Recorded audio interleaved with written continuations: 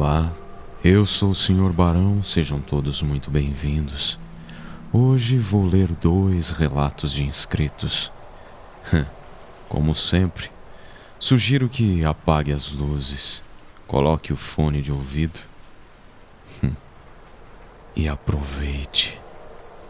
O primeiro relato é da inscrita Caterine Su, e ele começa assim. Bom, era carnaval de 2009 e meus filhos, meu ex-marido e eu fomos a Arraial do Cabo a convite de uns amigos. Ficaríamos 4 dias na casa deles.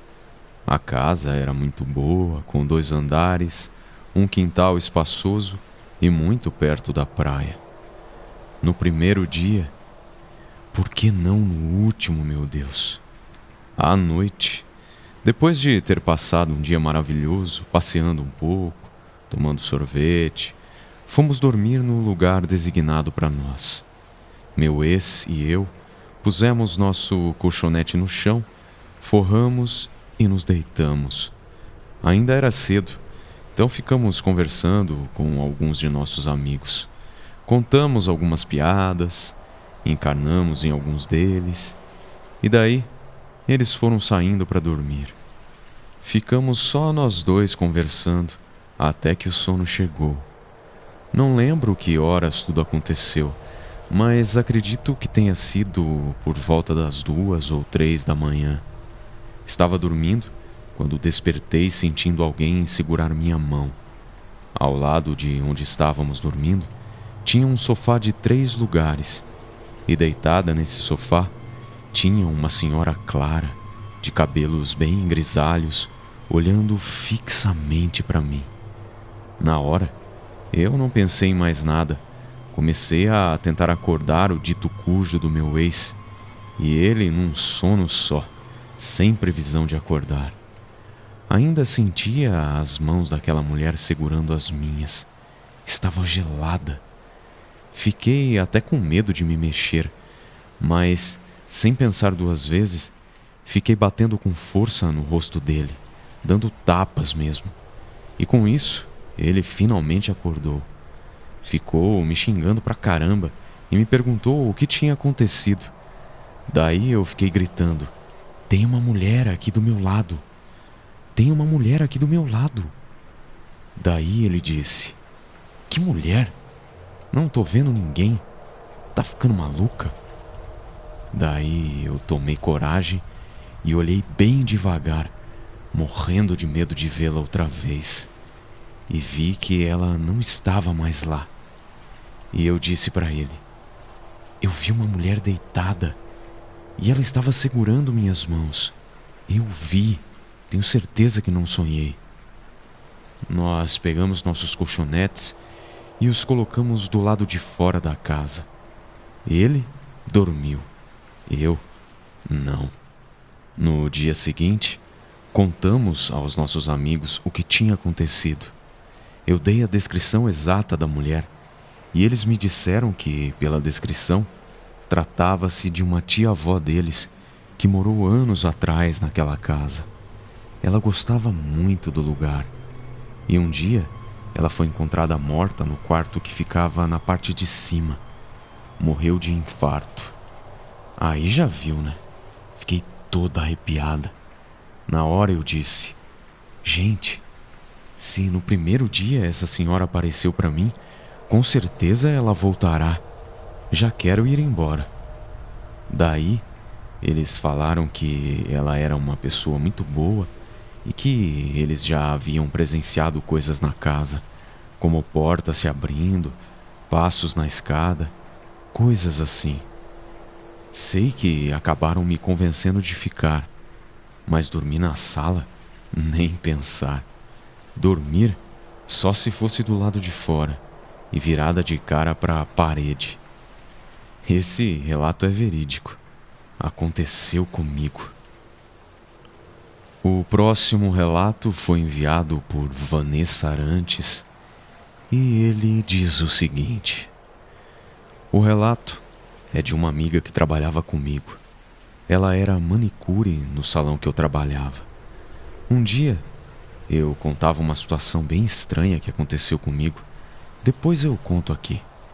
E ela me contou a sua história, adiantando que não contava essa história há muito tempo, pois as pessoas achavam que, pelo fato de ela ser uma menina de 12 anos na época dos fatos, ela estaria inventando. Ela foi adotada pela irmã de seu pai, pois quando ela tinha aproximadamente 2 anos, sua mãe tirou a própria vida.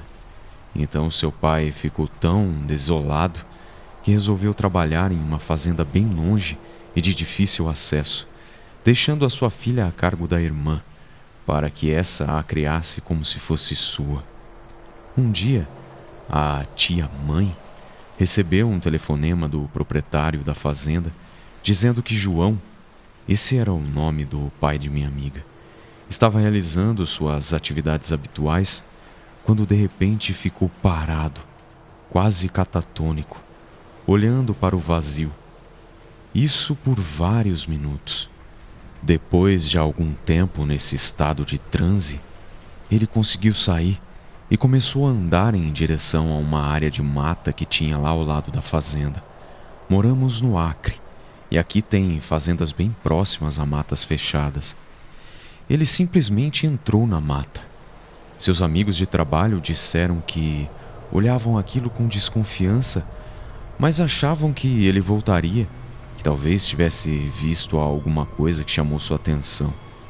Após algum tempo, perceberam que João não havia voltado, e então resolveram entrar na mata para procurar por ele. Porém, depois de horas procurando, não encontraram nem rastro de João. Procuraram por um dia inteiro e no outro, decidiram então chamar a polícia para ajudar nas buscas. No entanto, sem sucesso. Isso aconteceu quando minha amiga tinha mais ou menos 10 anos. Ela ficou arrasada, pois apesar de seu pai não a criar, ele sempre a visitava e era um bom pai, sempre carinhoso e amável com ela.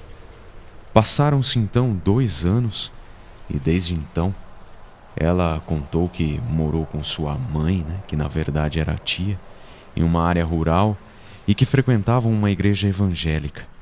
Porém, tinham que andar bastante para chegar à dita igreja. Andavam aproximadamente 1 quilômetro e passavam por várias áreas de mata. No entanto, eram afastadas das margens da estradinha. Quando elas voltavam do culto, ela andava olhando para as árvores que ficavam dentro das propriedades ao longo da estrada.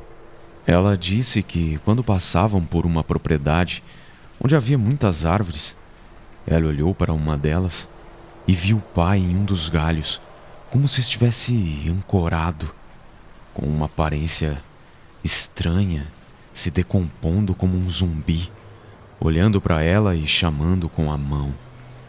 Ela me contou que, na mesma hora, ela deu um grito. Ela me contando isso, eu me arrepiei inteira, e ela com lágrimas nos olhos.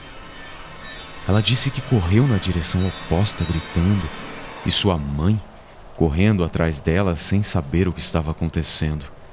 A mãe conseguiu alcançar e a segurou pelos braços com força, pois, sem ela perceber, corria em direção à área das árvores onde viu o pai morto.